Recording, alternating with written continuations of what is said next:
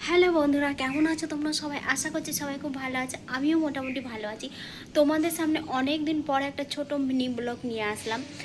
Blog video বলতে পারো, mini ব্লগও বলতে পারো। চলো আজকে বেশি বক বক করবো না, তোমাদেরকে দারুণ একটা জিনিস দেখাবো। চলো তোমাদেরকে জিনিসটা দেখাই, ঠিক আছে? অনেক দিন পর যদিও ভিডিও দিচ্ছি। কেমন আছো তোমরা সবাই অবশ্যই কিন্তু বলবে। আর সবার পুজো কেমন কাটলো বলবে। আর জগদ্ধাত্রী পুজোকে কি দেখতে গেছো অবশ্যই তোমরা কিন্তু বলো। চলো তোমাদেরকে দেখাই জিনিসটা, বেশি বক বক করা চলবে না। এই যে প্রথমে এইটা দেখে নাও, তারপরে তোমাদেরকে দেখাচ্ছি। এই যে দেখেছো, ওই যে দূর থেকে দেখা যাচ্ছে দুটো ড্রাগন ফল হয়ে আছে গাছের ছাদ থেকে দেখা যাচ্ছে, আমার ঘর থেকেই দেখা যায়। আর এইখানে এই যে ঘর, এই যে রাস্তার সাইডেই একদম ঘর। আর এই দিকে গেলে 2 মিনিট গেলেই হচ্ছে মানে স্টেশন। আর চলো তোমাদেরকে যেটা দেখাবো বলেছিলাম সেটাই দেখাই।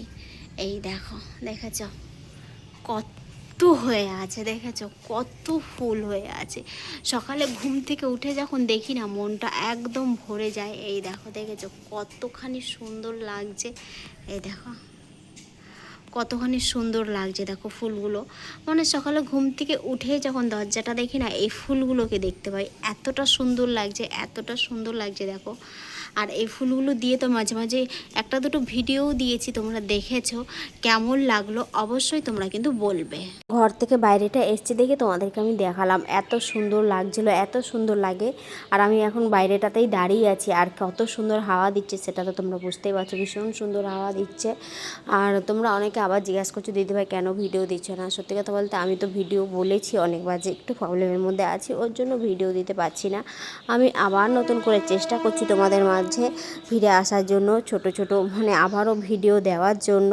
একটুখানি টাইম লাগবে, কিন্তু আবারও তোমাদের মাঝে ফিরে আসবো। সবার পাশে যেমন ছিলাম সেরকমই থাকবো, আর আছিও সব সময়। আর ভিডিওটা তোমাদের কেমন লাগলো অবশ্যই তোমরা কিন্তু ভিডিওটাতে বলো যে তোমাদের কেমন লেগেছে ভিডিওটা।